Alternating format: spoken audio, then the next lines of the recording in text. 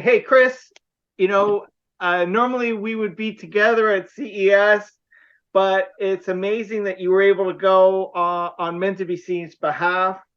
And I thought it'd be great if you could just share your story of going to CES for, I think this is like the first time since what, 2019? When was the last time you were at CES?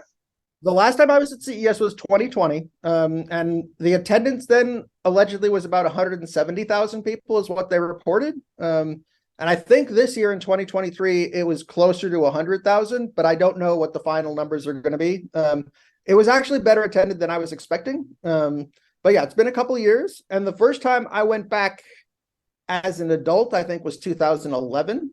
So it's been, and we went 2011 through 2020 pretty contiguously. So it's just a couple year break for the pandemic and stuff. So, well, how about you share your story of your experience at CES? Tell us what you saw. I think that's Okay. pretty cool. So hopefully you can see on the recording, this is the map of the CES facilities.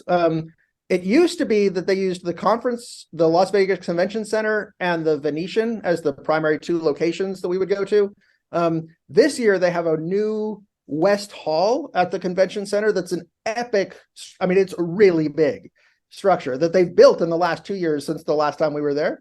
They're not using the South Hall at all, but they did pretty much utilize the North Hall and the Central Hall. The Venetian still has like the Eureka Park downstairs and the healthcare and medical stuff and other emerging technology stuff on the second floor. There is still like the high-end audio and stuff in the suites at the Venetian Tower and all that. They also have this Tech South area down by the Aria. And I took the shuttle down to walk around and see what I could see. But I don't know, it was peculiar. It was all about connection, but I couldn't get a sense from the vendors and stuff what the general sector was or what they were really going for. But I have photos of all that. So anyway, this was the layout. My hotel was down here. It's the Alexis Park. Historically, there was a shuttle service for the Westin and the Alexis Park that was the only hotels on that route. So it was always really nice. You had little shuttles that just went to your hotel. It wasn't like you were getting on one of the ones for the Strip where there were 20 hotels, and if you were on the 18th stop, you were in a world of hurt. But this year, things were definitely pulled back at CES, and they didn't have shuttle service for Alexis Park or Westin. So I ended up getting, I was able to luckily hitch rides with other convention goers who were going to the conference center from my hotel. And the first morning of the show that I was there on Thursday was the first opportunity I've ever had to ride in a Tesla, which is pretty fascinating. And the driver in the Tesla didn't drive. He was just there as a passenger. So actually here, they'll just back up a little bit. These are all the people waiting for badge collection at the airport, which was good to see. Before I even got to the conference, badge collection was well attended. There were two different lines. This was a straight line, and there was a, sort of switchback to other section. I waited 30 minutes to get my badge at the airport, which, seemed comparable to previous CESs, and I was encouraged to see that kind of attendance. I've never seen that side of CES before. They usually get the badge. I'm usually there days before it starts. Right. But okay, so here's the Tesla, I take it. Here's the Tesla, and the driver was in the driver's seat, but he didn't touch the steering wheel or the pedals the duration of the drive from the hotel to the conference.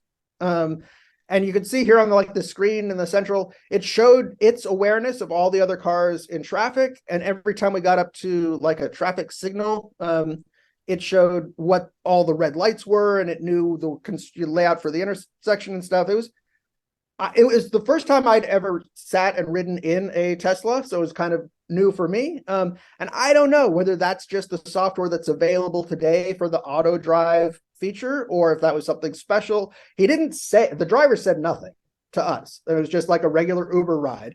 But it was fascinating. And so there's a tunnel system too? Like, is there? Yeah, we'll get to they had what they called the Las Vegas Loop, and I've got lots of pictures of it and stuff that'll show like the way it actually goes and stuff. But when we drove to the convention center. I got out at the central hall because that's where I thought everything was going to be as far as registration, but it wasn't. The registration, everything is actually down at the end of the West Hall, which is about 1.5 miles walk from the central hall. But this is a picture of it. It's a new building. It's fascinating. The Las Vegas Loop is a segment of tunnels that Elon Musk's boring company has drilled these tubes 40 feet underground that go between the South Hall, the Central Hall, and the North Hall. And there's 2 different directions. So they can drive Teslas in a contiguous loop where they have each of those 3 stops. And basically, for conferences is the only time that it's running right now, but they have additional segments apparently that are already drilled and that they're getting approval to run. But for the conference, it's free, and it made it so that this was the only time I walked from the Central Hall up to the West Hall. The rest of the time, I just took the Teslas. So it's fascinating. This is sort of like the inside of the West Hall looking out after I got my badge and stuff taken care of. This was right at 10 a.m. the first day of the show. It's pretty well attended. I mean, look at the population of people. This was going into the first, they just opened the doors. People were coming. I think, the time on the photo was 10:03. So it's like CES. There's lots of people. A lot of people. The first thing I saw coming into the West Hall is this thing about the world's fastest autonomous race car and the Indy Challenge. And they have this Indy car that apparently has no driver. It's all LiDAR and laser systems for guidance. And they were really hot on the fact that it doesn't need light in any visual sense at all, because all the systems it uses are infrared and stuff like that, self-emitting, so they could run it in complete darkness and any weather and stuff. But all the videos they had of it were just it driving really fast in a straight line. So I don't know about its like actual aptitude on a racetrack with other drivers and stuff, but it's all the tech stuff about the car as well as the navigation systems.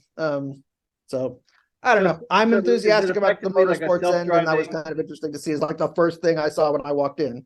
Was it like a self-driving race car? Is that effectively what it is? That's the thing.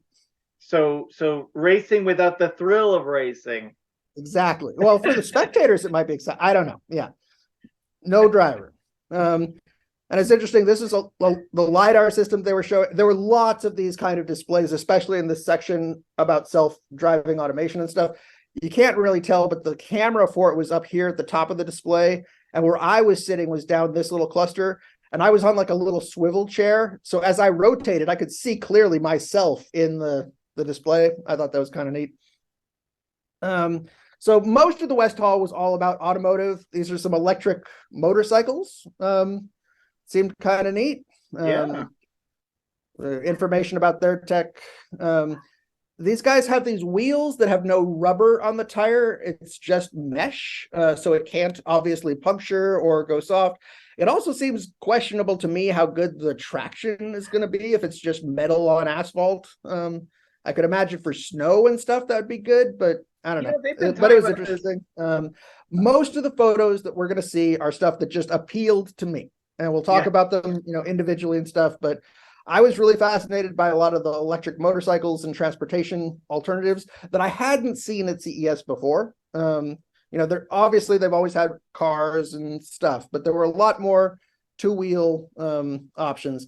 The other thing that was all over, especially this area, were charging solutions. Because obviously, if everybody's going to have an electric car, you need a way to plug it in and charge it up. That's not in the United States. We just have 110 as the standard voltage. Mm-hmm. And you can plug your electric car to your 110 outlet and wait about 48 hours for it to charge up. Literally. So this was a solution. These guys had, it's a poor quality photograph, but the idea is it shares the charging station with your already wired 220 socket for your washer dryer.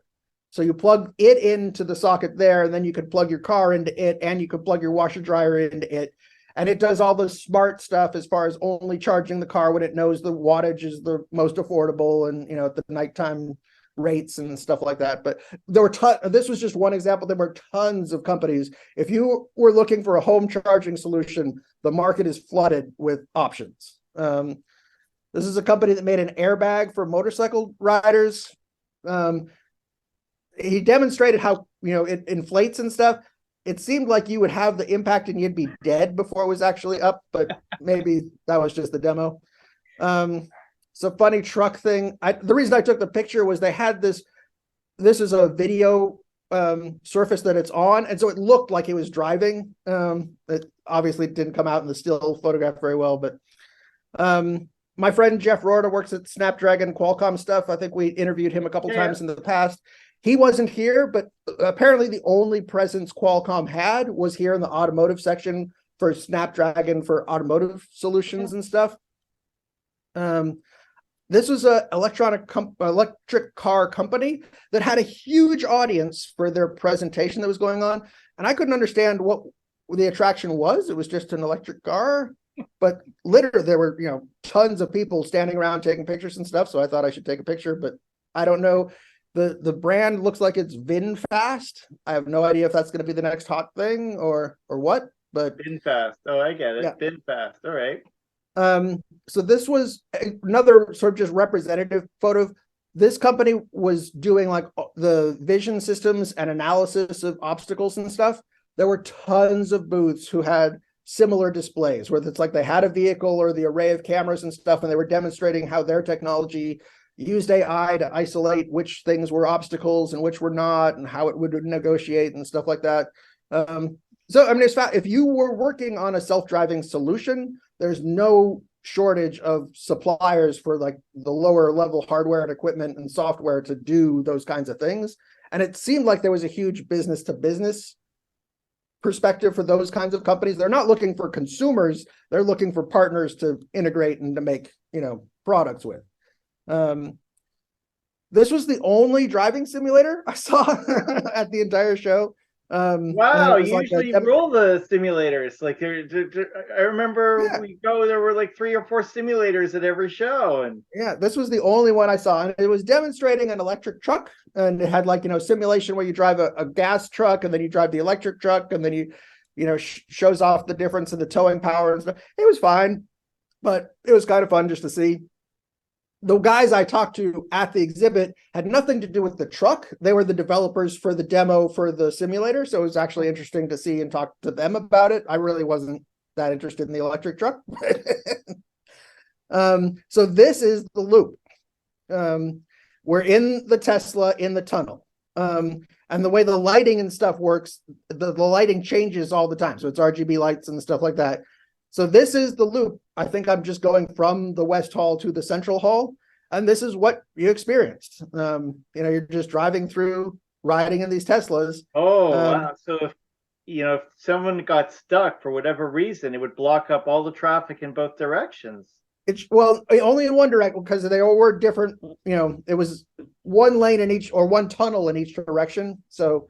But if it got backed up, there was like an emergency or something happened in there. How would there's enough room? I think you could open the doors and everybody could walk to safety. It wasn't that constricted. Okay. But I mean, God forbid it floods or something. Well, it's vague. I don't know if that. Okay. Well, anyway, keep going. Anyway, this is getting off the Tech East shuttle where you got off at the Venetian. They built this massive sphere that apparently is all going to be displayed. It's going to be a screen, like a 360 spherical display on the outside. And from what I heard, it's going to be a concert venue and run those kinds of entertainment events. But it's massive, and it looks like something out of Westworld or whatever. Yeah. But you're familiar with this. This is where you get off the shuttle and you walk over to the Venetian. Yes. And this was lunch for press. So I knew that they had said there would be lunch at 11:30. I think we look at the date time on the photograph. Yeah, this is 11:37. So I was pretty much right on time, and there were ample lunches. I didn't know, because sometimes in the past, if you weren't in line for lunch at 11:30, you didn't get lunch. You were out of luck. Yeah. How was lunch? Was it a good meal, or what did it was fine. It's the standard box lunch. You got your choice of vegetarian or pasta or salad or sandwich or whatever. Did they do 4 or 5 varieties? Did they do the snack time? Remember, sometimes they'd have a fancier thing in the afternoon, like No, they've rolled back. So they provided lunch, and they provided coffee all day. So anytime you wanted, you could come and get a coffee or a water. Sometimes they had cookies, but that was about the extent of the fancy food. Okay. They weren't doing the happy hour that had like the hot food appetizers. Yeah, that was the best. And they weren't doing like the hot food morning breakfast service either. So if you showed up in the morning, you could get coffee and a Danish, and that was your breakfast option. And then in the afternoon, they had the boxed lunches. And I think on Friday, I was going through one of the press areas at about 3:30 in the afternoon, and they still had ample boxed lunches, and they were effectively going to have to get rid of them, kind of thing. So they had more lunches than attendees. And they had the people. Okay, that's good. Yeah. But it's certainly better than nothing. And I'm not going to turn down for sure. No. This is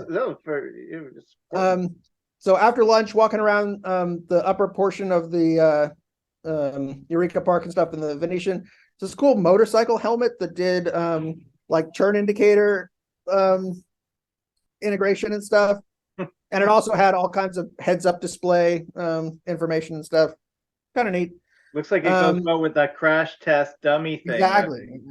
Airbags that tells it when to deploy. Yeah. More electric motorcycle bike stuff. This was a prefab modular tiny home that you could have delivered anywhere. But basically this end has the bed. The other end had a little living room. It has a little porch as an enclosed space. But the whole thing was that you could just have this little modular tiny home. Seemed weird. Emotionally responsive robots to help you maintain your frame of mind, and I remember those guys. Companion, they've got little cats that you can pet and stuff. I think we've seen that before. Like I think we have. With the tail, it was like exactly. The oddest. I remember. Okay. It purrs kind of and lets you know by the tail sweat. Yeah. I thought this was hilarious. It was like a robot that opens and closes your blinds for you. Okay. So it just runs along, the curtain rod, but it needed power. And that was the funniest thing about it. It's like it still had this cord that was like following itself back and forth. Oh, okay. All right. To do it.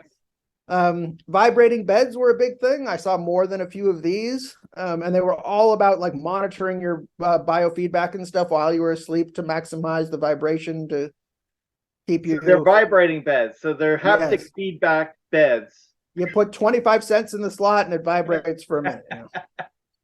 I did see a handful of these.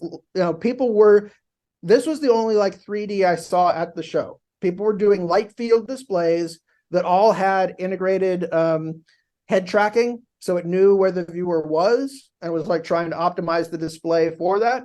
They looked good when you were looking at it, but they have all the drawbacks that I've always had.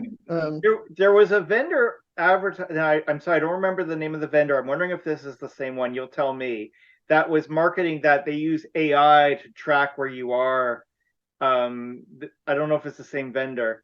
I'm not sure.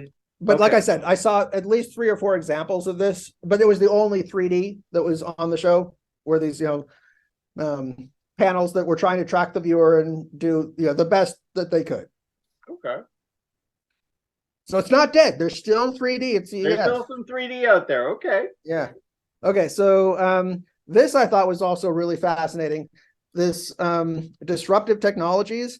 They sell sensors that you put under the desks in your workplace so you can track your workers and know when they're at their desk, or if they're taking breaks, or if they're getting coffee, or they're not doing work.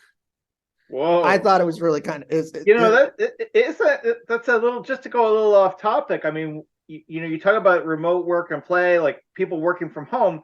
One of the biggest concerns that's regularly brought up by the employers is that, hey, we want to make sure our teams are working, but here you are, I take it it's intended for the office, and even at the office you're wondering what the employees are doing. So that's interesting to me. I would have thought that would be for working from home, but anyway, go on. That's really interesting. Huge display for I've been waiting for this forever. finally the smart toaster that does my toast the right way every time. And you can see in the picture that's like the left side is dark and the right side's a little lighter because, you know, that's what you want. Your toast, your way, every slice. But it won't butter it for you, right? It only does That the toasting. that's an There, upcharge. Yeah, there's you still need years of research to the come. robot that butters it, separate thing. All right. This was, I thought, was kind of interesting. This isn't new, but these are super wide curved displays that basically take multiple inputs. So the device is one physical contiguous display, but the computer sees them as like triples or, you know, multiple monitors to get the resolution and stuff as it's segmented. And I mean, and I know people in like sim racing and stuff who use those kinds of displays and stuff, but I just thought it was interesting. They're super, I mean, they're really, really wide. So you have, so I take it you have multiple connections into the graphics card to Right. send out. So it's like Okay. 2 display ports or 3 display ports to get the full Wow. Okay. thing. This DOVR is content delivery for VR. So you're watching non-VR content in VR. But Okay. yeah. This is another one that I took a picture just because I thought it was kind of peculiar. It's called Web Integrity. But what they give you is a real-time view of what viewers are doing when they're on your website. You see like the mouse move and where they click and if they hover over anything or that kind of thing. And that seemed really sort of Big Brother to me as far as like, How I would don't that work? I mean, I I have don't no know if idea. you got to okay. Yeah. But I didn't talk to them to like find out if it's like a plugin you have to install or something you have to approve or how it works. But the whole business thing was about monitoring in real time what viewers were doing on your system. And that, wow. yeah, Okay. didn't like that. I took this picture for my wife. These are all like microfiber cloths and like clothing that is electric and can heat up like an electric blanket, but without like the wires or so it's just like, you know, the really smooth, soft microfiber blankets and stuff, but it has a cord and it gets warm. It seemed kind of neat. I don't know. I did also take a lot of pictures of stuff for cats. We've seen automatic litter boxes before. That's not a new thing. But the big thing that was different this year that I hadn't really seen before was now they're all about not just cleaning up, you know, the waste from your pet, but analyzing the waste from your pet so that they can tell you whether he has a condition or diarrhea or, you know, needs more hydration or what's going on with your pet by analyzing their fecal output. They judge our animals now. Yeah. Yeah. Okay. And I was really excited to see this. And this is the first of a few examples of hydrogen power at CES that I'd never seen before. So these kind of power stations were not unique. And it's a big trend where what they're presenting is you have an array of solar panels and you have a big battery. And you take it when you go camping or whatever, and you put the solar panels out and it charges the battery during the day and it gives you sufficient power all night and it can run your stove and things like that. How much? Wow. And that was all over the place. There were lots of companies who had that kind of battery solar panel solution. This was the first one I saw that actually uses hydrogen and a fuel cell as the electrical source rather than the solar power. And I personally am really bullish about hydrogen as opposed to, you know, electric cars where you're raping the planet for the battery material and lithium and stuff like that isn't the best solution from my point of view. I think if we get safe, reliable hydrogen fuel cells, that's going to be the long-term win. I don't know much about hydrogen power at all. Okay. Right. So I don't. So maybe are you able to elaborate a little bit as to how it works, or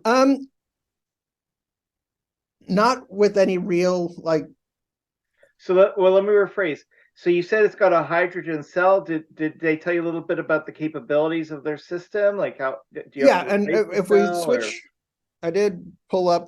Hold on.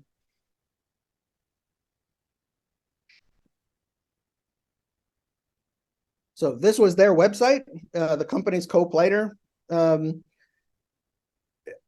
I would, if you're interested in looking at it, I'd encourage you to go and read about, what their specific solution is. My understanding of a fuel cell, just very superficially, is that it runs the hydrogen and separates it between metal layers that extract the electrons, and the output is the hydrogen combining with oxygen to become water, so that you get vapor as the emission, and electricity as the output. So the biggest problem, or one of the biggest problems for any hydrogen system, is safely managing the hydrogen itself. If we have the Hindenburg as an example of what could go wrong, and the amount of energy that is contained in this compressed hydrogen canister is probably pretty tremendous. There's stuff, but I'm excited about hydrogen as a potential fuel alternative, as opposed to just relying on conventional generation, coal and stuff like that, to get the electricity and then putting it into batteries that are not going to last forever and are difficult environmentally to produce. So anyway, I was excited to see it, and we'll see a couple more examples of other companies pushing hydrogen, but I was excited to see that. So here's very good. Answer some of your questions if you want to read the blurb. When I was a child, we had a pool sweep device. We called it Ahab. Ahab was the little robot that cleaned our pool. This was interesting as far as like one that actually is a robot that drives around the bottom of your pool and stuff. So I just thought that was interesting. This was sort of representative. Down here, you see like the power stations I was talking about, where they've got the solar panels and the electric batteries. This is just one example of those kinds of companies that makes everything. So they've got all their Thunderbolt docks, they've got all your USB charging, they've got all your USB-C and lightning adapters, anything you could possibly want in that space. There's dozens of companies that just mass produce those items. And that was all over the Eureka floor.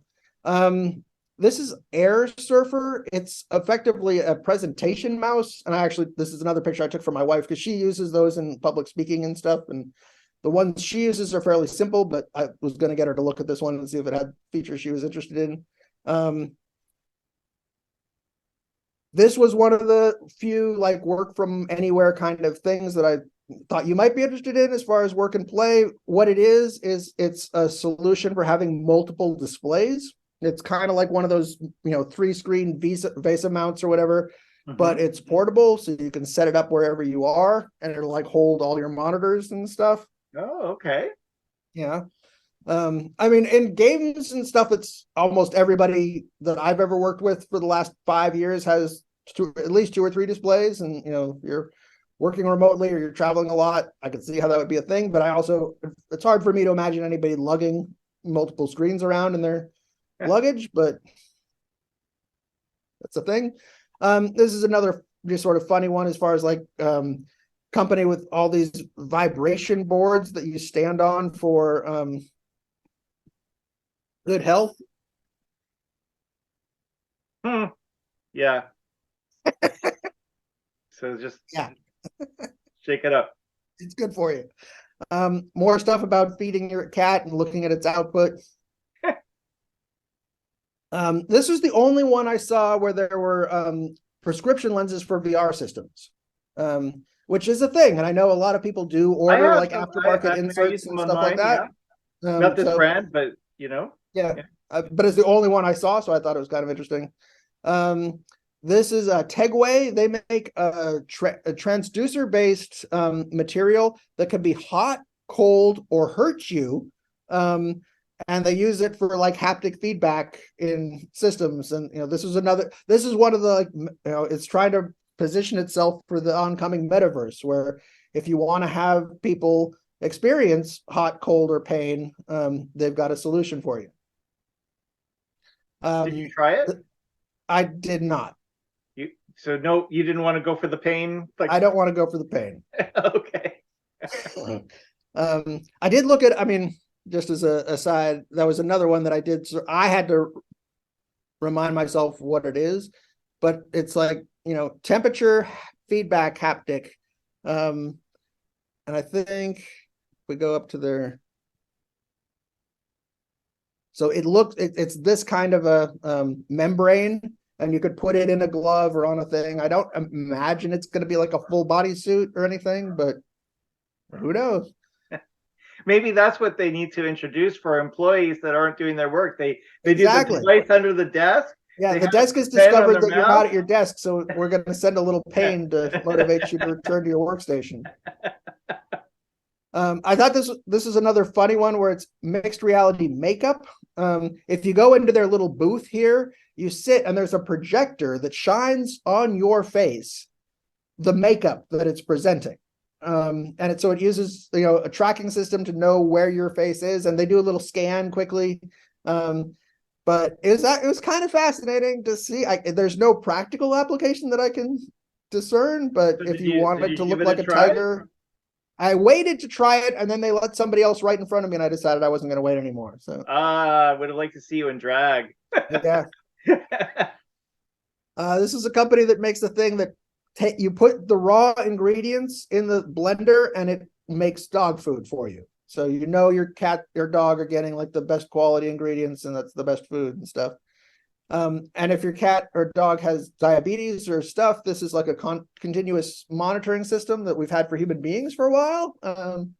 Kris, in all the years I never noticed so much for pets. Is it new this year that there's a big focus on animals? No, I remember there's always been stuff, but I think, yeah, I don't know. Really, The a big difference that I've seen fascination. this year, it was all about monitoring them. In the past, it was all about just having the clean litter box. If you wanted artificial candles, this was another representative one. There were just like rows of these companies that have all the different kind of candles and stuff that you could imagine. She looks really excited to be here at CES.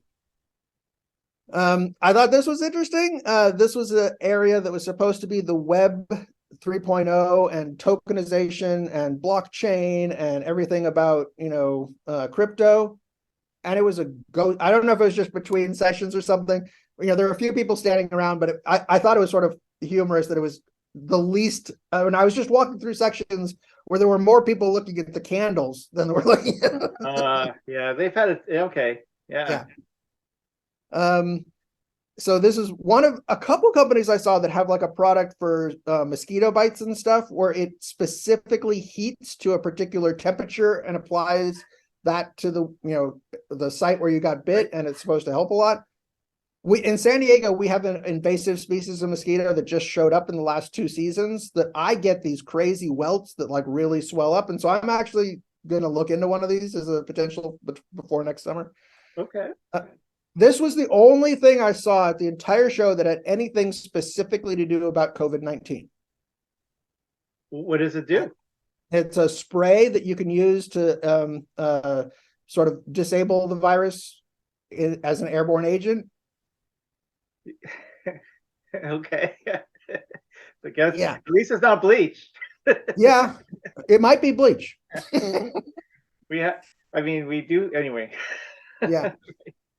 Keep going. But I did think it was sort of ironic and fascinating that this was the only thing I saw out of the entire show that specifically mentioned COVID-19 in any way. Yeah. These were cool. These are little ferrofluid speakers.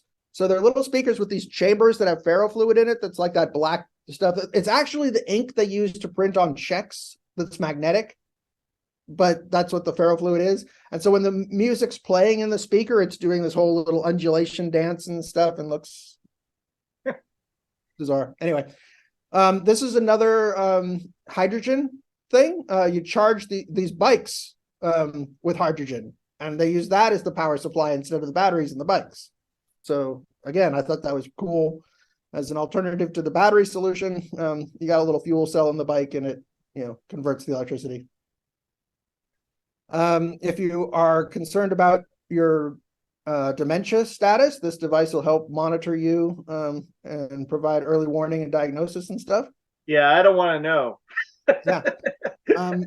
More pet fecal analysis, and this one had little visual aids to help you understand the poop and how it worked.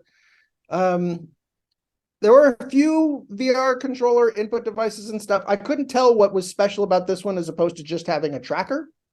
But that's what it was. This is a robot for for factory floor and warehouse automation. So you can't really tell on the still photograph, but this thing that has the really demonic red eye moves along a rail and is like scanning the workers and the things and helping you find where your items are supposed to be. They just look sinister. So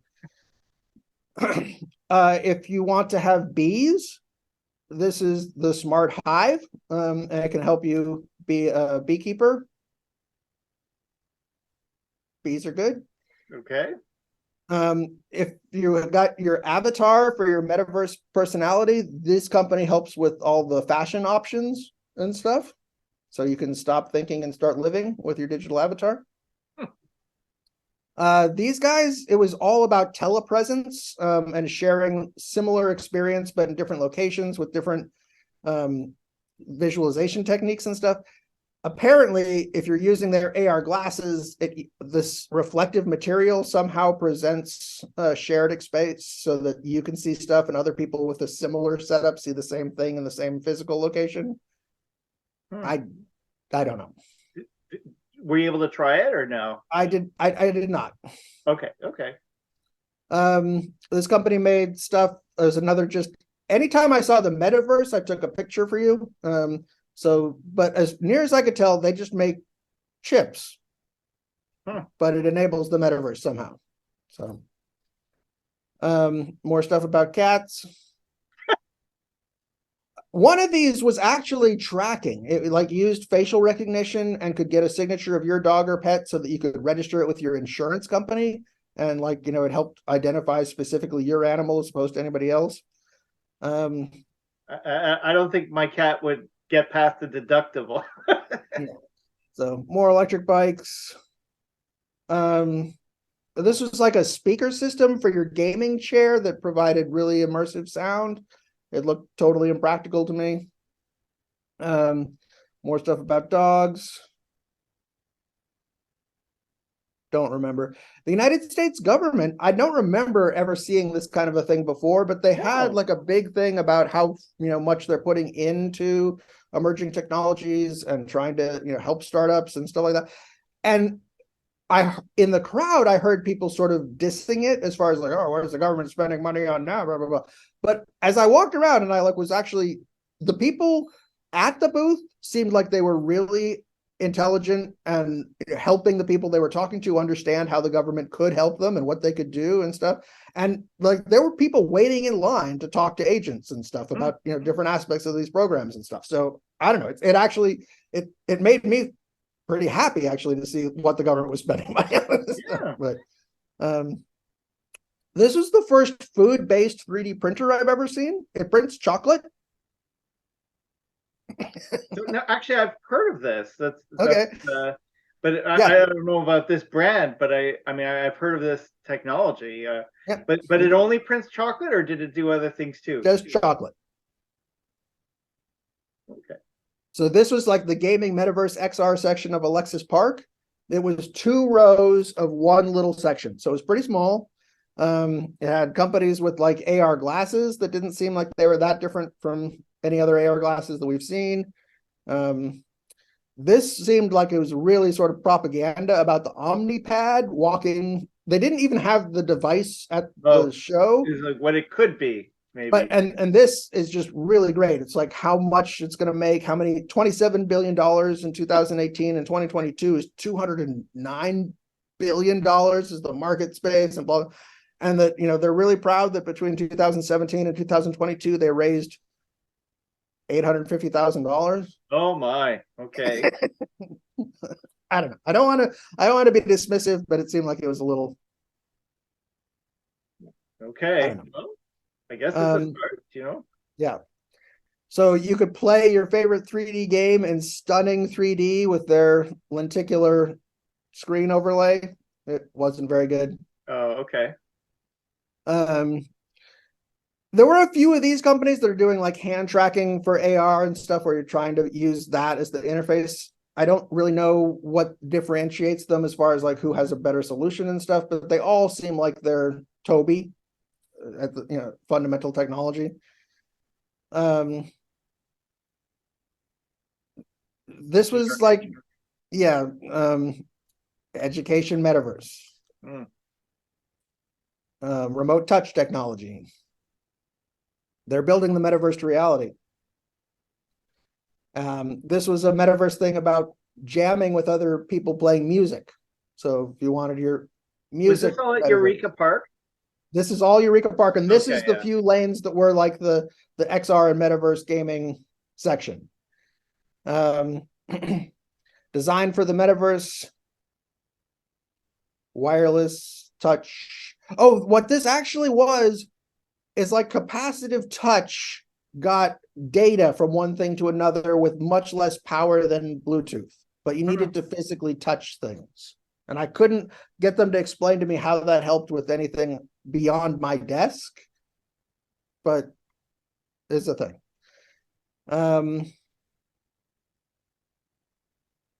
This was, I think it was about trying to have like the space that changes around you to present different environments and stuff, sort of like, you'd imagine the holodeck would have to have things that, moved. So you went from platform to platform if you thought you were walking upstairs and stuff like that. I don't know. It seemed very strange. More about your continuous psychiatric disorder evaluation.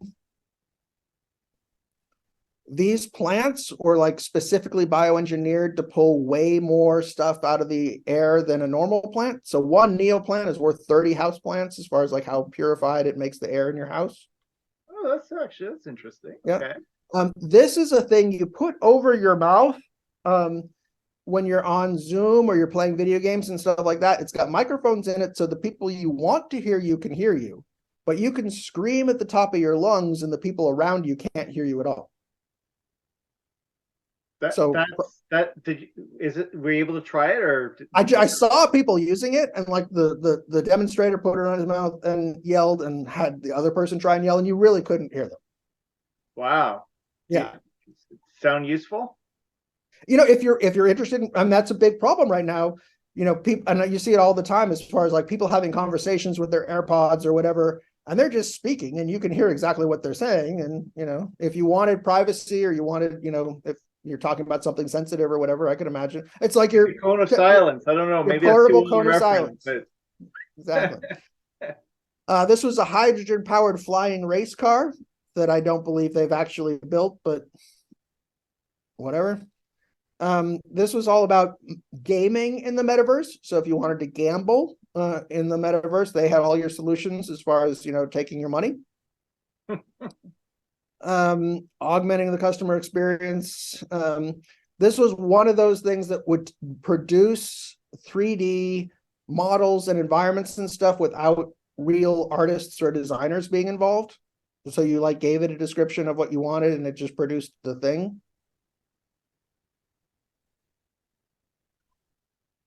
This is another one I took from my wife that's written is like an AI writing language. The slant they're taking on it here is about being like a tutor and helping people to learn to write and stuff. But it's pretty much just seemed like chat GPT kind of stuff. Electric snowboards or snowmobiles. Who knew? This was fascinating. I've heard about this. This is a real car, like a physical, real, quasi-autonomous vehicle that's being powered and driven by this guy in a sim rig. And I've heard about that for like people who do sim racing and stuff. There were these companies who were talking about, yeah, when we have fully autonomous vehicles, there's going to be situations that they need to get out of, like the AI can't figure out how to get rid of this, construction situation or snow or whatever. And so people who have rigs with wheels and displays and stuff like that could temporarily take over and be the driver for that vehicle. So this is a remote control for a physical car. Yes, these screens, this is not computer generated. Those are like, real world cameras out of the vehicle. Oh, okay. And so this guy's driving it around. So are they basing it on 5G? Like, what are they using it? I have no idea. Okay. Still, it's really kind of Interesting. interesting. Okay. Yeah. Um, more electric bike, um, more metaverse stuff.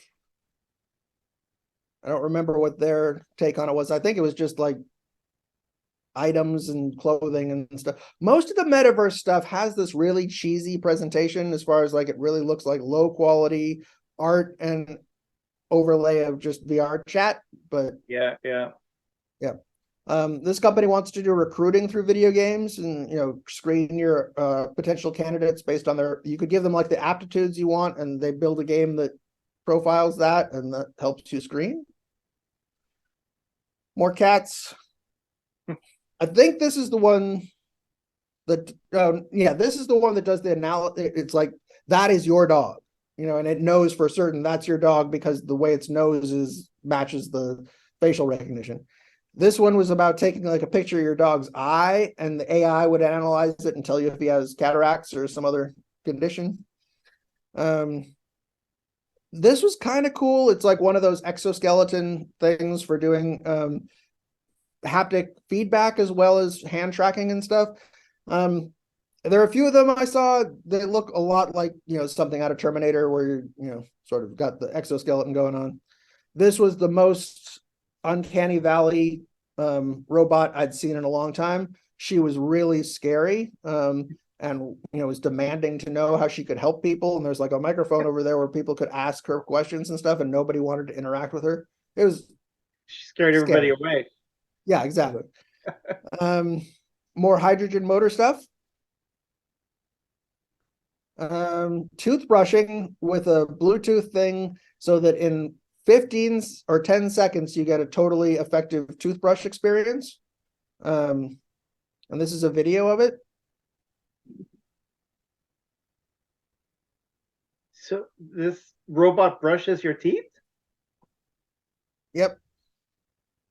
But that mouth isn't a human-sized mouth, is it?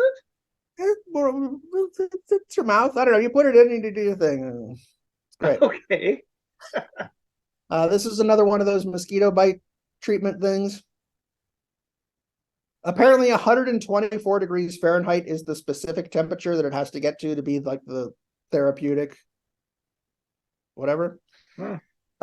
This is a AR glass that does real-time closed captioning. So you're talking to somebody and you get in the glass the text closed captioning of what they're saying, which I guess is like Zoom does the same thing. And real-time closed captioning is not new, but this is novel device as far as having it show up in your AR glasses.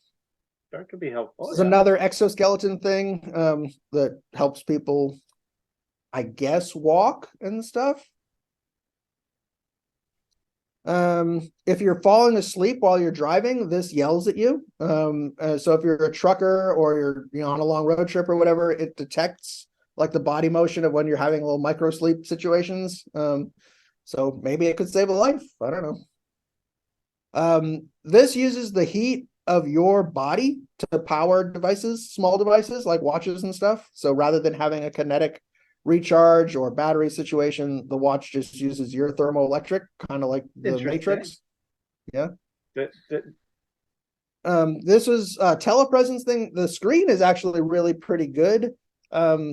And the idea is you've got them set up and the person on the other side sees you just as you were. But there were only a couple of these kind of companies with like specific telepresence equipment. And that's odd because it seems like, I know at Valve and stuff, we've got these owls that are in the conference room and they pivot and stuff. At Rockstar we had Life Size was the brand of the teleconferencing equipment and stuff, and I would imagine there's more of those companies, but they really weren't presented.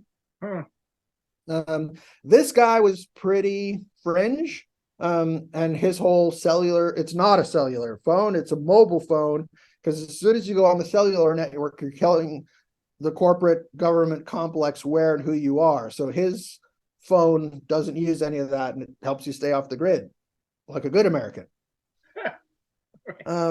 You can have a virtual conversation with a virtual William Shatner or whatever other celebrity they've put in.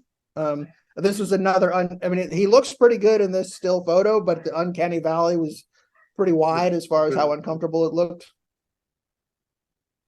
More metaverse. I don't remember what their take was. This is just another thing that's always struck me as funny. When you leave the Venetian and you're going to the shuttle, you walk by the no smoking section, which is where everybody's smoking.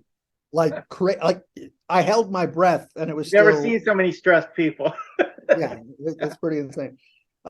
This was the biggest, most expensive VR set that I saw. The company's Xtal, or I don't know if that's how you pronounce it, but it's an $11,000 headset. It's cheap. Yeah. It was built with, military pilot simulation interaction and stuff. It's, not for the home market and whatever. But as far as like big VR, that was the biggest headset that I saw. This is another one. We see this every year where they've got like these spinning LED displays that look holographic, and everybody gets really excited about it, but it's a spinny thing with LED lights. I don't know why it's such a draw, but like literally people are oohing and awing about the holographic display. It's not holographic in any way. It's a spinny light with LEDs, but another metaverse thing that I'm not really sure I understood. Ant Reality was another. Theirs looked pretty good as far as waveguide display, but it's just another AR heads-up display. These are portraits that are drawn by this robot. So the subject sits over here, and the robot draws with a real pen portraits. Did you have one done, or I did not? Okay. This is just a company that makes like the LED displays and stuff for VR vendors, and they had this rig, a couple of these motion rigs set up with big wind simulators and stuff, and we're making people sick on roller coaster simulation. Like people were uncomfortable when they got up. I don't remember the Anja lens. Indian, obviously. Another VR metaverse interaction thing. I think this was another one where they create the environments and the scenes and stuff just from pre-existing elements. So it's trying to produce content without having to have artists and stuff. Silicon Arts, I know. GPUs. So they were showing ray tracing, I'm sure. Yeah. Okay. Was it cool? Like, did they show some good stuff? Yeah, it's what we've seen. Okay. Hollow World Metaverse. Don't really remember. This was another AR thing, but it was like, pretty high resolution, pretty wide field of view, built for fighter pilots. Seemed neat, but not for like conventional use. Magic Leap. I thought Magic Leap totally disintegrated and imploded on itself a year or two ago, but apparently they didn't. And at CES, it's like they're the new Oculus. Okay. As far as like the booth presence, they got multiple floors. They got hundreds of people, waiting in line to see the stuff. It really does have that sort of 2014 Oculus look and feel. Did a whale crash in the middle of the exhibit floor? Like what did they show? Well, okay, so I walked up and I talked to them on Wednesday afternoon, and they said that they had, no more demos and stuff were available for today. They've all been scheduled and stuff. And I'm like, well, for the press, can we make an appointment or anything? And they're like, oh, well, you'll have to come back tomorrow morning. And I'm sure we can work something out. So I did go back the next morning, and we'll talk about that when we actually get to those things, but they had 5 or 6 demo locations, and they were all showing different things. I did get to use it, and I wasn't disappointed. We'll talk about it when we get to Okay, we'll talk about it. Yeah. This is another haptic feedback thing. They had both a glove and like a whole bodysuit thing that would vibrate depending on what was happening. But it did require this whole power, like you can see he's wearing a backpack Hmm. So if you're talking about a tethered solution, this is pretty hardcore as far as you couldn't Tethered as walk. they get. Yeah. Now this is, the gloves even had like a massive cord and stuff. So this company is trying to like have public use arcade VR experiences. So you walk up and you use the things. They didn't have any good explanation for, sanitation or how they would, keep people from, So I take it whatever. you But didn't try that one. the actual things looked good, as exciting, but I did not touch it. Okay. This is another like full body motion thing where you sort of lay into this upright chair, and the controllers were like part of the armature. And that was how you were controlling your experience, and it would vibrate and have some sort of haptic response. This is actually kind of cool. This guy's got a Rubik's Cube in his hand that the computer knows about, and so it's showing him the next move to solve it. So like he's doing the Rubik's Cube in real time with the device that's like showing him the hint as far as like which pivot to go and stuff.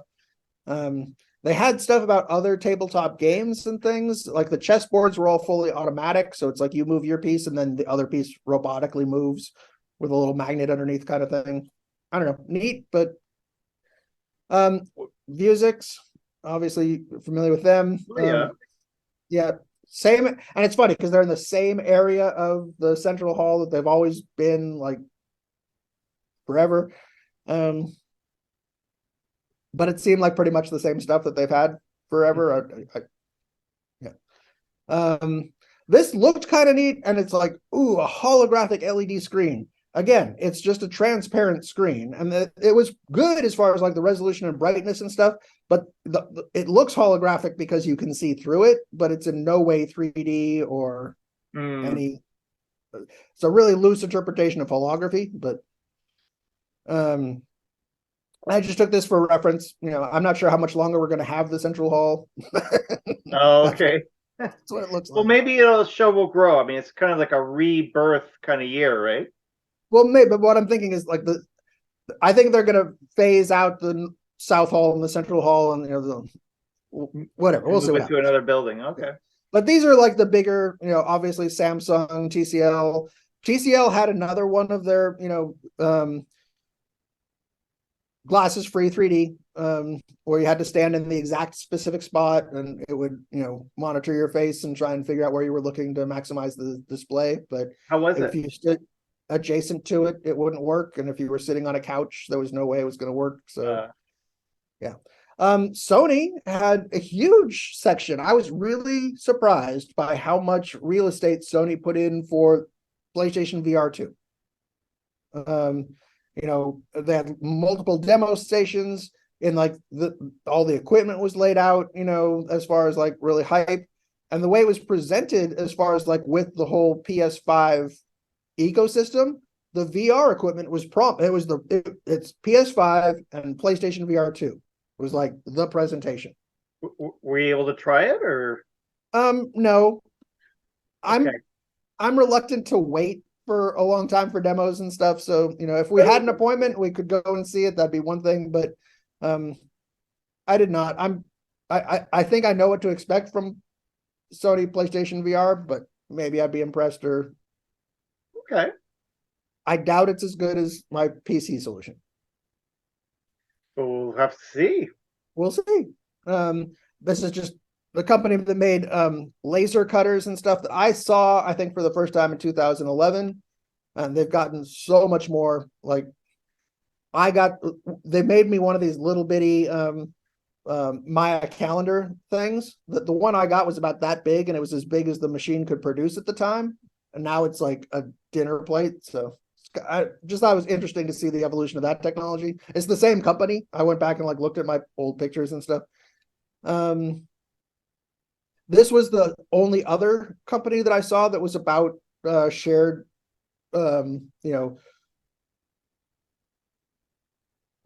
cameras and stuff specifically built for telepresence. But it didn't look like anything new that I hadn't seen before. But I was surprised that there weren't more companies with that kind of stuff.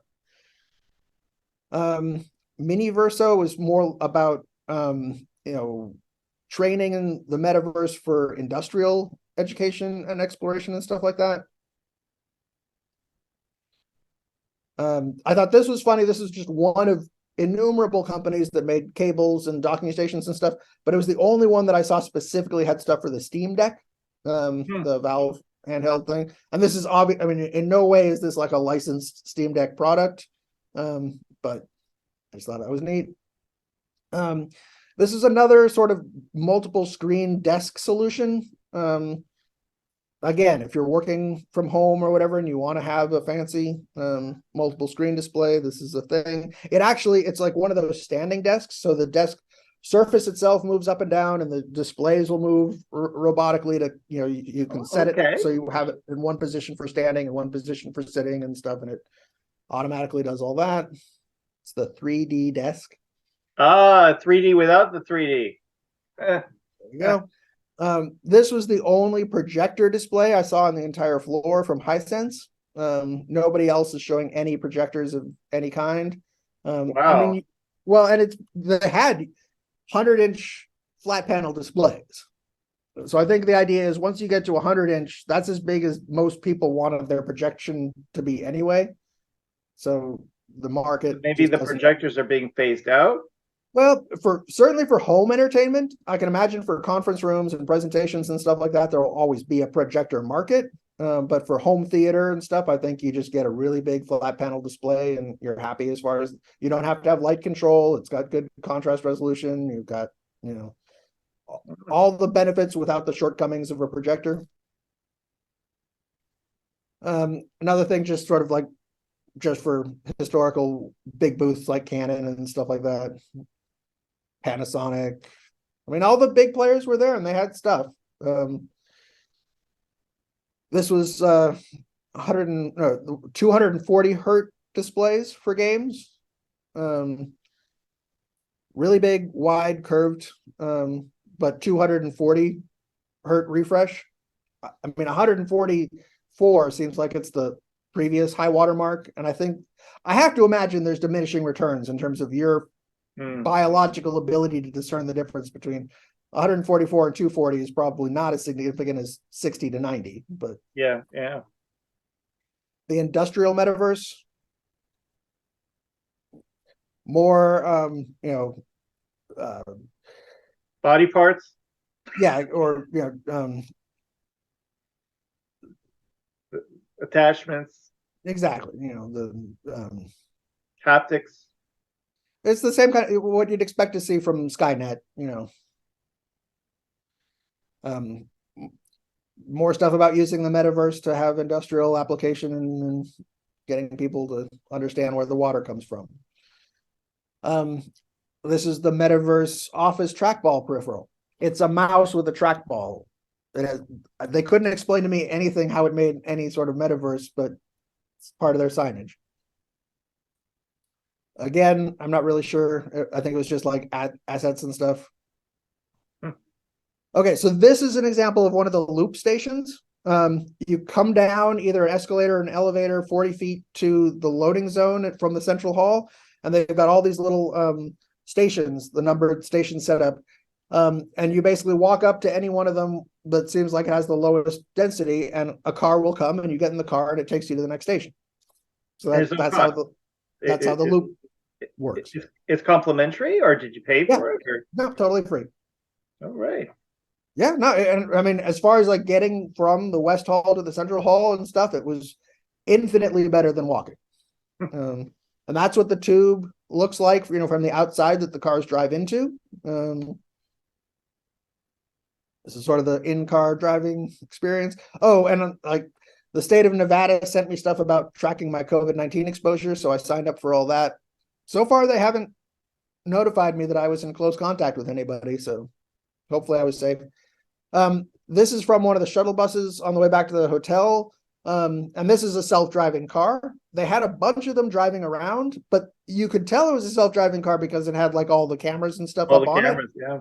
But none of them had any signage to like say whether it was Google or Uber or whose self-driving technology it was. So I don't know if they're like, it could be they were just there and they're there whether it's CES or not. I have no idea. Oh, it could just be their natural habitat. You mean Yeah, exactly. okay. So this is on the way back to my hotel. Across the street is where they're going to build the Formula One track in Las Vegas for next year. Hmm.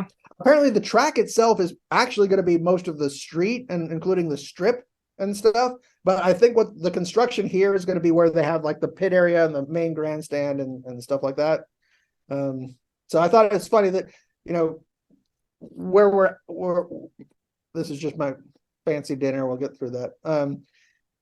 The it's not a nice hotel, but it's going to become really prominent for Formula One. So if you wanted to stay at Alexis Park for the Formula One race, that'll be like. So this is the loop, like overview and map. It's where you get on at the West Hall, you get off the Central Station. You could take it to the south, but there's for CES, there's no exhibits or anything down there. But apparently, if you self-parked at CES, that's where like all the parking lots were. So people still found it totally valuable to, you know, be able to take the loop all the way to the West Hall, park far away, and not have to worry about it. But I think the sign, yeah, it says no food or drinks, no smoking, and no weapons was the lower thing. Tell me, is the monorail still a thing? Like The monorail is still a thing, and it still goes. You know, this is an example they had up at the West Hall entrance where they show you like what the actual material is. And there's, I don't know how accurate it is, but what the part of the propaganda that they have is that the thing that drills through and bores the hole uses the material that they bore out to make the cement and stuff for the, you know, reinforced system that follows it and stuff. So it's like, you know, very little waste as far as like what's produced when it bores out. They do it 40 feet below, so when they are boring, it doesn't disrupt traffic or anything on the surface. They could just go straight through as long as they're not hitting any municipal lines or anything like that. okay. Pretty fascinating. So anyway, I went back to Magic Leap the next morning, went to one desk and said, hi, I would like to make an appointment, you know, for like a press demo sometime this afternoon. Is that something we can do? And the woman was like, oh, no, I'm sorry. We don't have that, you know, scheduling capacity. You got to just sign up, you know, scan the thing and sign up for a demo and it'll text you when you're ready. I'm like, well, I've got, you know, white lie, but, you know, I've got a schedule and I don't really want to wait around. You know, are you sure you can't schedule anything specifically? She's like, oh, no, I'm sorry. So I walk around the booth to the other desk and I have the same conversation with another woman who's like, oh, absolutely. You know, let me, and she took me to this nice guy, Alan, who's like an actual Magic Leap employee. And he was able to set me up with a personal interview for 1:30 in the afternoon. And it was all, you know. Oh, really nice. Okay. Yeah, it was great. So what I saw was a wildfire demo where, you know, sort of like command and control for dealing with wildfires. The view you saw through the Magic Leap headset was shared potentially between people on the ground and people in other command centers or whatever, and it had all the data about the winds and where the fire was and what the crews were doing. And I mean, it's all hypothetical, but the presentation was good. The visual was okay. For me personally, the way that they do color seems very similar to DLP, where it's flashing the primary colors sequentially, and I see the rainbows. Like if my eyes dart around, and I don't think I could ever use that solution for more than 30 minutes without it just really annoying me. Okay. But the field of view is really good, and they did like show, okay, this is what the field of view is comparable. You know, if you were using a, I forget what's the, I'll think of it in a second. There's another one of the prominent AR solutions, but they like showed what their field of view was like compared to the Magic Leap field of view, and it's better. And the other demo I saw was a for architectural visualization, especially if you're doing like renovation on an existing floor plan or whatever. You could see the overlay of what, you know, they were going to do versus what the reality was and stuff. It was neat. I don't know. Was it, tell me, the field of view, was it over 90 degrees or no? No, it still felt constricted. You could still see the edge of where the display dropped off versus reality.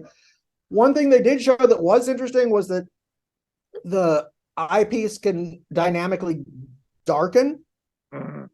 so they can block out like 90% of the actual light from the environment. So you could make it almost like a VR headset where you can't really see the real world. And if you were outside or in an environment where it was too bright, you could use that to help compensate and make it so you could still see what you need to see. But I don't know. I wasn't super blown away, but like I said, I thought Magic Leap had imploded absolutely and gone away. So I was kind of fascinated to see that they were there with, lots of prominence. Pimax was really prominent. They were like the first thing you saw when you came into the central hall from that entrance. And they were well attended. I mean, they had a bunch of stuff for the new Pimax Crystal headset and the Pimax portal living room environment thing or whatever. And I'll talk about that later. I had an appointment to see them at the end of the day on Thursday, or no, on Friday. So it was sort of the end of the show for me, but Okay. This was just a picture to take. This is outside the central hall, looking towards the north hall. This is the loop station. So it's right there, like where you used to get on the shuttles is now this little entrance, and you've got the escalators that go down like it's a subway, and you got the glass elevator over there. And when you go down there, you get to where I took the previous photographs, where you've got the little stations and you get in the car and it drives you through the tubes. I just thought this was funny. This was like a system where the man is getting his, profile scanned and stuff. What they've got on the display is a sexy woman, but that's not him. But you meet your virtual twin is their thing. More hand tracking. Robots, okay. The other one would like deliver sodas and stuff, and I'm not sure what the point of the cat was, but it's robots. More stuff about charging. If you've got your electric car, they got your thing. These were dancing robots, Neil. Oh yeah, I think it's a different company, but these were the best dancing robots they had at CES.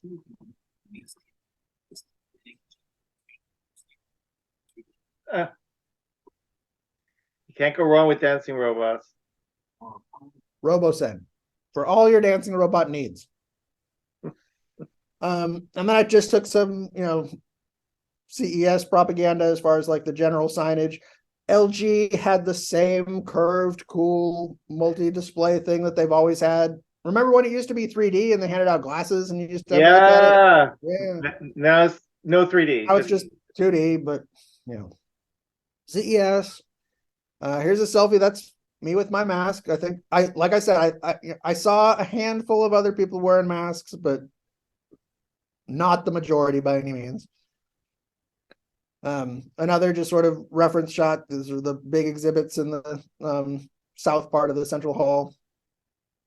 This is like one of the corner entrances to the West Hall, the new building, and the big signage for the same autonomous IndyCar, CES 2023. Woo! That's the main entrance to the West Hall. It's the new building. Like I said, it's really big. It's Vegas big. And this is a little thing I saw on the ground outside one of the shuttles. Somebody wrote, Elon Musk will rule the universes, not Jeff Bezos, or is it Jeff Bozo? I don't know. I thought it was funny.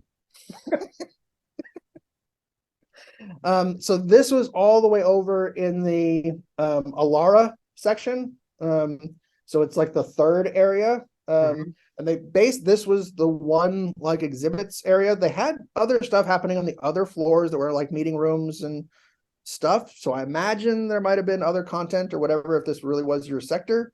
But it's the future of connection is in the air was the branding. The one thing that they did have here and that I'm glad that I went to see is this is what you were talking about as far as like you give their AI a verbal or written description and it'll make you a video as if it's a movie of whatever you described.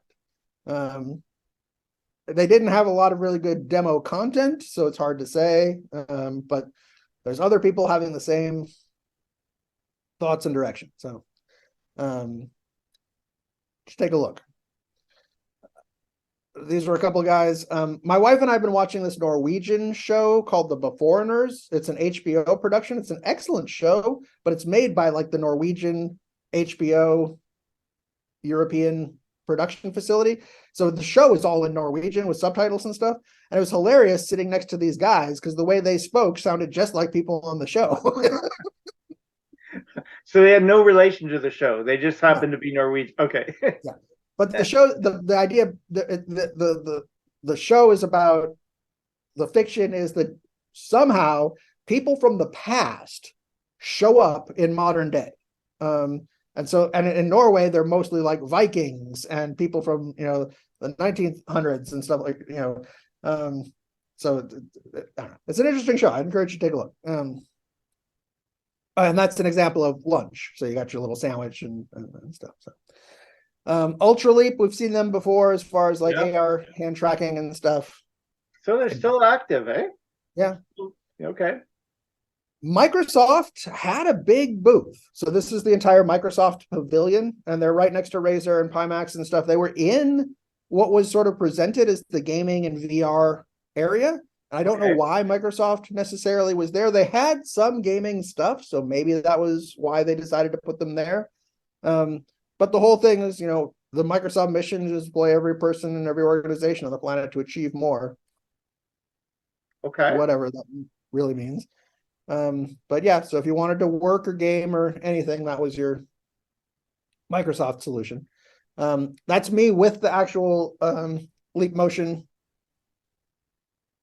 Geez, you look like a video game character, Kris. Something like that, yeah. I'm sorry, not Leap Motion. It's the Magic Leap. Magic Leap, yeah. And so what's going over your shoulder is a little computer. So part of their solution is the headset is really just the display, and all the circuitry and battery and stuff like that goes in a little module that you carry with you. So it's not trying to put the whole bulk of the device into your head. This is a video of the Loop experience where the driver had the James Bond theme. I don't know if you've got sound or if it's coming through. The audio is not coming through, but trust me, he's just playing the dum dum dum dum dum dum dum dum dum dum. It just that's what it's so like. Narrow. It's the size of a car. Here, I'll play it for you again. You can see. Yeah. All right. Yeah. You didn't feel claustrophobic? Well, I guess you wouldn't because you're in the spacious car. So yeah. Okay. Okay. Just another another map thing they had showing. This is where you get each of the stations for the loop. And this is another one that people seemed really excited about, this holographic display, this holo panorama. What it really is a circle of displays that you then see through an angled section of plexiglass. So, and it presents that sort of holographic illusion that you're looking straight, you're seeing a transparent thing, and you think it's holographic, but it's not. It's like not. Smoke. It's like smoke and mirrors, really. Absolutely. It's like, so this is in Pimax. One of the interesting things is for the crystal headset that they're putting out, by default, it uses a self, inside out tracking that's based in the headset. Mm-hmm. But this is a panel that you can snap onto the front of it that makes it work with the lighthouses for Steam VR tracking. So if you wanted to have that kind of a tracking solution, it's like an accessory that you snap onto the headset. That's an interesting idea. Yeah. Makes it work with that. That's Kevin, me, and Nordic, who's the CEO of Pimax. Okay. It's nice to talk to Kevin. I've had some contact with him and stuff over the last year or two with the 8KX and the headsets and stuff like that. It was nice. He did a great job of showing me everything that they had, some stuff I'm not allowed to talk about, and stuff. It was really good. And for me, that was sort of like the punctuation of the show. I fully expect that the next headset I buy is going to be the 12K headset that is coming after the Crystal. So it was good to see what they had to show, even if I can't talk about it. But yeah, that was all the photos that I took from CES 2023. Really good. And my experience. Kris, I'm glad you were able to put this together. It was like a personal trip. Like it's almost like a family trip going to CES and revisiting after so many years. And so, what did you walk away with? I mean, I mean, you experienced in that slideshow pretty much everything we would have experienced. I think going. It was different because I was just walking the show floor. And I have a general routine of how I do that. And I do try and get pretty good coverage and stuff like that. I think when you and I have gone in the past, we have more specific Yeah, we destinations organized. and we Like, go and, and that's good because you're going and talking to people who are doing the work and yeah, involved with whatever the interesting thing is. In my experience, walking onto any exhibit, you may speak to a marketing person, you may speak to a consultant who's paid to be there, you may speak to somebody who has no idea, but the chance that you're going to actually get access to an executive or a developer or somebody who knows is practically negligible. so So, it's both sides as far as like, I think I got better overall coverage of seeing everything that was there than we've had like when we just go and specifically see things. But, there's trade-offs either way. I came out of it with, I guess there was one point where I kind of realized, especially in like the Alexis Park and sort of the emerging technology stuff. I mean, there's obviously the total cliche in the tech industry about making the world a better place.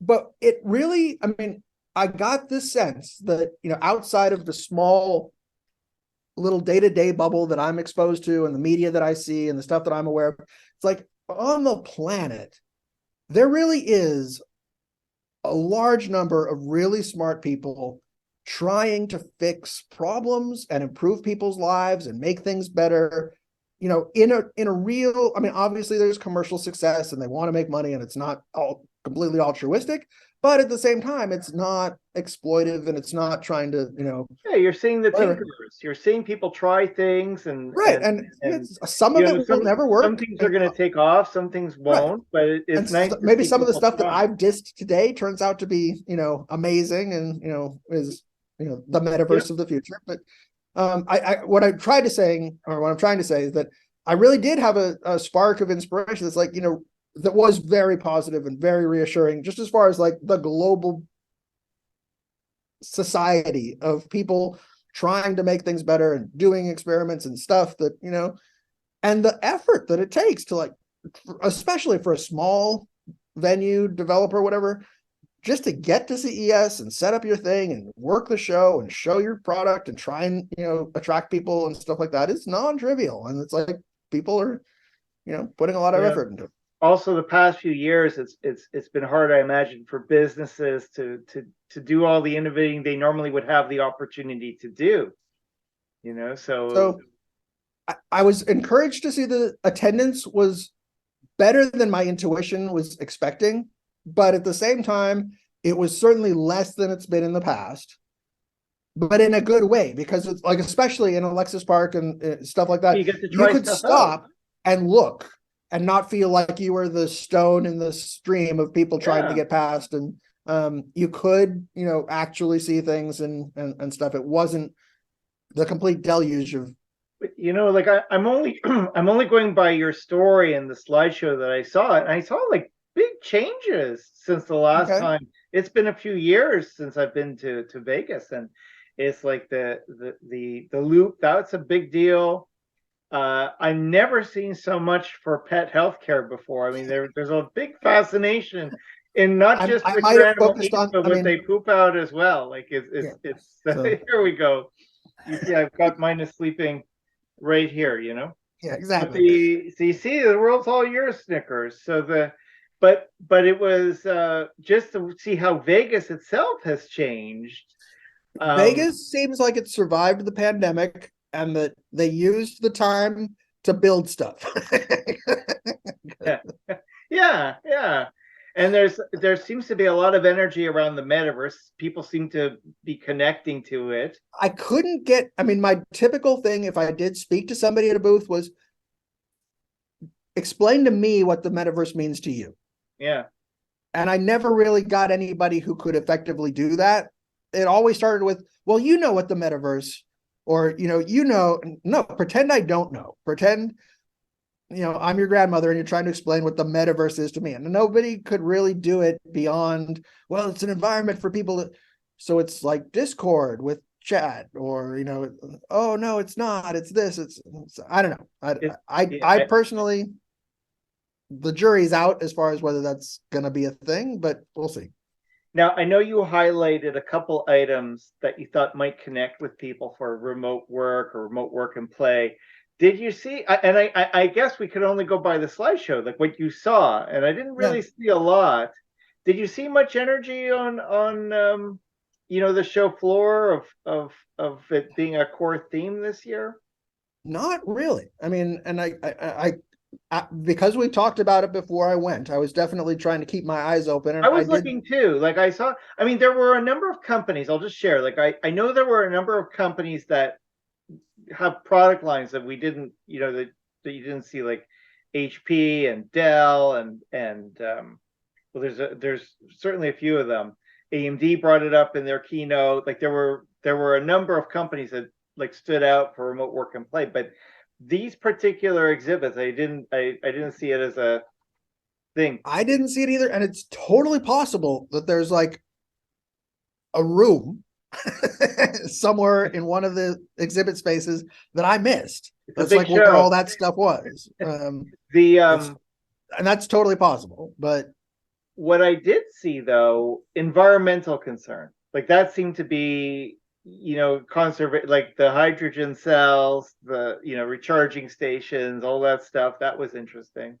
yeah, and I think everybody is sort of clued into the fact that pretty soon fossil fuel vehicles are going away, and that everybody is going to need some kind of charging solution and situation in their residential situation, whether they're in an apartment or if they're in a home or whatever, that's going to have to support charging vehicles and stuff on a larger scale than we've seen. And there's lots of solutions for that, and there's lots of sort of addressing that as a thing. I'm concerned about the shift of fossil fuels to other power supplies, and all They have the their own challenges, like the batteries and stuff. rare elements for batteries, all that stuff. It has its own That's got challenges. baggage too, but it's happening. It's going. I mean, it's the way we're going. So we'll see.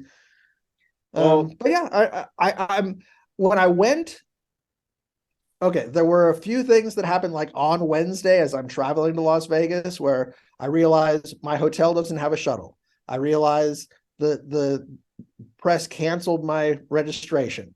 I realized that but that's life. well, That's it life. is, and none of those things turned out to be a real problem in any way, and I just rolled with it, and everything was fine. But I sort of had the sense Wednesday night, it's like, maybe I shouldn't have come, this year. Maybe waiting until next year would have been better. But in hindsight, and actually having a couple days of, experiencing the show and seeing what they had, and going through everything, I'm really glad I went. And I think, I benefited from just the exposure and seeing what was up. And I wasn't expecting a whole lot of VR. What there was okay. And I personally think, I encourage, if you haven't watched it, I encourage you to take a look at like the video and stuff that Pimax put out about their portal thing. It's curious how they've innovated in certain technology sections to produce the equipment they've had historically, and it's sort of like they stood back from that and said, okay, what could we do with all of this that nobody would expect? And that goes into like handheld devices with super high resolution and other near field communication stuff and other. I mean, there is a sense of innovation there that I think is really good. Yeah, like from the VR side, based on what I saw, is I think the dominant players this year for VR were Pimax, Sony, maybe Magic Leap. It's not VR, like it's augmented reality, but that seemed to be the dominant player, that they wanted the messages as loud as possible. Yep. That sounds about right. Yeah. Yeah, but like you said, there were other players that I didn't see, and other like Meta wasn't even at the show. But and if HTC and like historically the Vive stuff was always off in the wind somewhere, behind closed doors and stuff like that. So I've no doubt that there's other things that I just with the level of Yeah. exposure I had was pretty Well, limited. you know how it is each year. It takes weeks of planning to schedule all the interviews. That's how we normally do. It's like we're like a machine, like A, B, Right. C. And how long does it take to get from point A to B? But I'm so grateful that you were able to go and you were able to share this with us. So thanks for joining us, Kris.